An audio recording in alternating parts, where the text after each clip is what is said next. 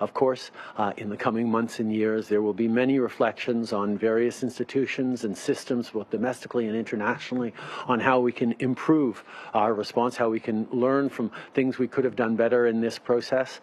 These are things that will come in the coming times. Right now, our focus needs to be on doing the best we can right now.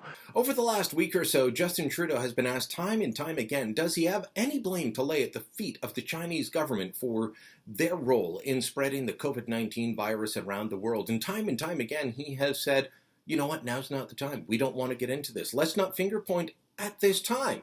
And yet, mere hours after a tragedy unfolded from Saturday night into Sunday morning in Nova Scotia, he was willing to jump in and say that we need to have gun control and we need to have it now. We were on the verge of introducing legislation to ban assault-style weapons across this country. It was interrupted when the pandemic caused Parliament to be suspended. But we have every intention of moving forward on that measure and potentially other measures. So what's the difference between these 2 points? Well, I talked about this in a column for the Toronto Sun the other day, and I had a lot of people saying they're apples and oranges. You can't compare them. Yes, I can, and here is how and why. When it comes to talking about China, the World Health Organization, the fact that the Chinese government lied to its own people and to the WHO, and that led all of us to have a false sense of complacency regarding COVID-19, Justin Trudeau doesn't want to say a thing. He's worried about upsetting the regime in Beijing. No, it doesn't have anything to do with the two Michaels, Michael Kovrig and Michael Spavor. He's been weak on that from the beginning. It has to do with not upsetting the basic dictatorship that he admires. It has to do with not upsetting his chances of winning Canada a seat, a temporary seat on the United Nations Security Council. It has everything to do with all of those factors and nothing to do with actually keeping Canadians safe. And yet this is a virus that has gone around the world and killed more than 1,800 Canadians at this point. The numbers climb each and every day. And yet when, 22, 23 people have died in Nova Scotia, a tragedy, and one that we need to have serious questions asked about, Justin Trudeau doesn't say, now's not the time, let's get all the facts first. No, he dives headfirst in.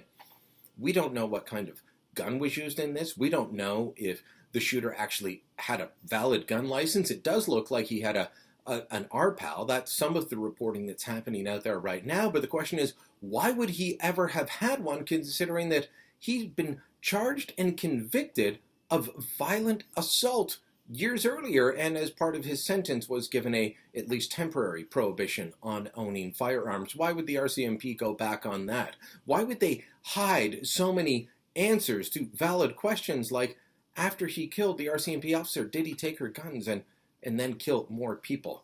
There's a lot of questions that need to be answered on this, and many of them do sit with the Prime Minister. But let's focus in on that.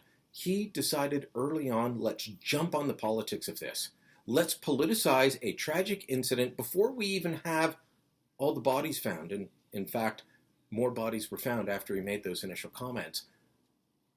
When it comes to targeting Canadian citizens, people that had nothing to do with this, and telling them, you've got to give up your legally owned property that you're licensed to have, he has no issue with that. But in calling out a dictatorial regime that lied to their own people, that allowed their own people to get sick and then export that around the world. Remember, Canadians were in China for the Lunar New Year, just visiting family like so many of us would.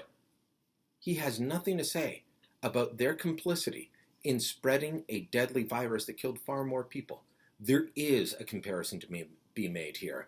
And that comparison is that when Justin Trudeau sees an issue that he thinks he can get political gain on, something that he thinks can help him, he has no trouble pointing the finger, playing blame, saying that we've got to act. But when it's something that he is afraid of dealing with, such as the regime in Beijing, he remains silent. He remains cowardly.